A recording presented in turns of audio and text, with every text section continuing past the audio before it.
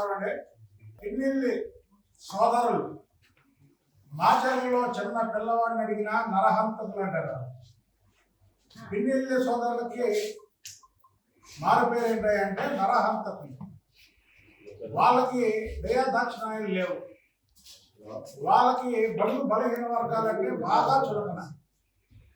అక్కడ వాళ్ళ హత్యలు చేసిన ప్రతి ఒక్కరు కూడా బడుగు బలహీన వర్గాల వారే. సాక్షాత్తు నాపై ఆ రోజు ఎమ్మెల్సీలో ఉన్న నాపై, ఆ రోజు మాజీ ఎమ్మెల్యే ఉన్న బోడమ్మపై కూడా తురకా కిషోర్తో వేలపాటు పెట్టి మార్చర్ల మున్సిపల్ చైర్మన్ ఇస్తా, ఎవరైతే వాళ్ళ మీద దాడి చేస్తారో, ఎవరైతే వాళ్ళని చంపుతారో వాళ్ళకి మున్సిపల్ చైర్మన్ ఇస్తారని వేలంపాట పెట్టినటువంటి నలరూప రాక్షసులు పిన్నెల్లి సోదరులు. వాళ్ళు అన్ని అరాచకాలు చేయడానికి ముఖ్య కారణం ఏంటంటే వాళ్ళ నాయకుడు వైఎస్ జగన్మోహన్ రెడ్డి. వైఎస్ జగన్మోహన్ రెడ్డి రాక్షసుడైతే వీళ్ళు ఒక రాక్షసుడు. రాక్షసులు ఒకటే జాతి దాకా వీళ్ళకి బాగా జగన్మోహన్ రెడ్డి ఎట్లా చేయాలి.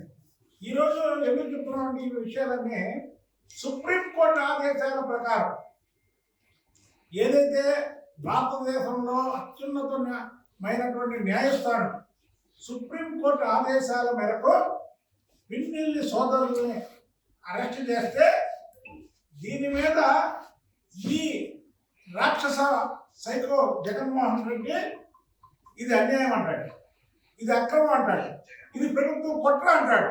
అంటే ఇద్దరు వ్యక్తులను హత్య చేసి తప్పించుకుంటే సుప్రీంకోర్టు వీళ్ళని అరెస్ట్ చేయమంటే అది మా మీద ఇచ్చేస్తాడు. అంటే నువ్వు ఏం చేస్తున్నావు? ఈ రాష్ట్రంలో బడుగు బలహీన వర్గాల వారిని అందరినీ చంపేయాలి, వాళ్ళు ఉండడానికి వీలు లేదు, వీళ్ళందరూ తెలుగుదేశం పార్టీకి సపోర్టర్లు అనే కదా నీ ఉద్దేశం. ఒక కులాన్ని నువ్వు ముఖ్యమంత్రి అయినప్పుడు టార్గెట్ చేశావు, వారంతా తెలుగుదేశం పార్టీకి చెందినవారని. ఇంకొక కులాన్ని టార్గెట్ చేసి పవన్ కళ్యాణ్ గారి మీద అనేక మాటలు మాట్లాడావు, అంటే వాళ్ళు కూడా మీకు ఏరని. అలాగే బడుగు బలహీన వర్గాలు కూడా ఈ తెలుగుదేశం పార్టీ వారు అంటారు, వీళ్ళని చంపేయాలని ఒక నిర్ణయంతో నువ్వు చేసావు. నువ్వు ఈరోజు వాళ్ళకి సపోర్ట్ చేస్తావు.